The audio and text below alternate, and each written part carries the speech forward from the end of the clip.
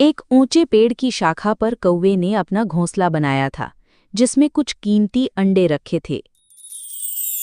पेड़ के नीचे एक सांप ने अपना बिल बनाया हुआ था, जो अब घोंसले की ओर लालच भरी नजरों से देख रहा था। कौवा घोंसले से बाहर था और तभी सांप चुपचाप ऊपर चढ़कर सारी अंडे निगल गया।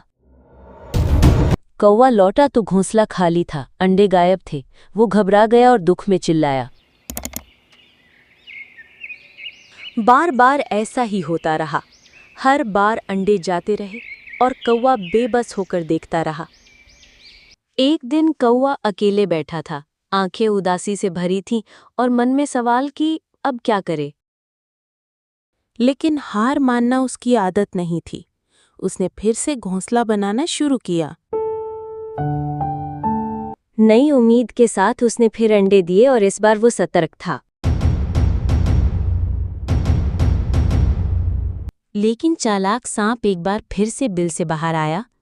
उसकी नजर फिर अंडों पर थी।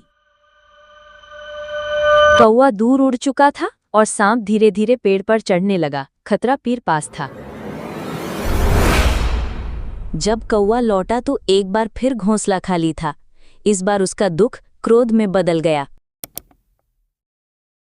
वो पेड़ से नीचे झांकता रहा और अब उसकी नजर सांप के बिल पर गड़ी थी। वह चुपचाप उड़कर जंगल के कोने में गया, जहां शांति थी और सोच गहरी। अचानक उसकी आंखों में चमक आई। एक चतुर योजना उसके मन में जन्म ले चुकी थी। उसी दिन वो एक राजसी व्यक्ति के पास गया, जहां जमीन पर कीमती गहने रखे थे। कौवा उड़ता हुआ उस गहने में से एक सुनहरी माला चुराकर आसमान में उड़ गया। राजमहल के सिपाही उसे देख चुके थे और तुरंत उसका पीछा करने लगे। कौवा जंगल की ओर उड़ता रहा और सैनिक तेजी से उसके पीछे भागे। कौवा सीधे सांप के बिल के पास आया और माला ठीक उसके मुंह पर गिरा दी। सैनिक दौड़ते हुए वहां पहुंचे और जमीन पर चमकती माला देखकर चौंक गए। सांप अपने बिल से धीरे धीरे बाहर निकला। उसकी लालची आंखें उस चमकती हुई माला पर जमी थी, जैसे कोई शिकार खुद उसके पास आ गया हो। बिना समय गंवाए सांप फुफकारता हुआ माला की ओर बढ़ा और उसे अपने शरीर में लपेट लिया, जैसे कोई खजाना उसने पा लिया हो। लेकिन उसे नहीं पता था कि ये एक जाल है। तभी झाड़ियों में से निकलकर दो सैनिक वहां पहुंचे और एक ने तुरंत लाठी से सांप पर जोरदार वार किया।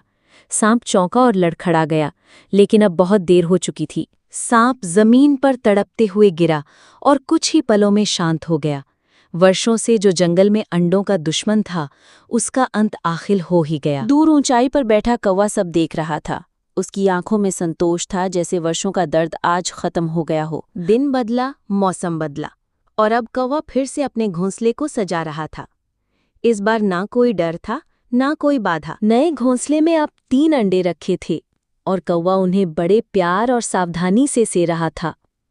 हर सुबह उम्मीदों की रोशनी लाती थी। अब जंगल में फिर से चहचहाहट गूंज रही थी।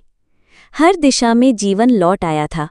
अगर कौवे की चतुराई ने आपको चौंका दिया हो तो लाइक जरूर दबाएं। कमेंट करें आपको पंचतंत्र की कौन सी कहानी सबसे ज्यादा पसंद है। अगली कहानी जल्दी आ रही है। चैनल सब्सक्राइब करें वंडर किड्स।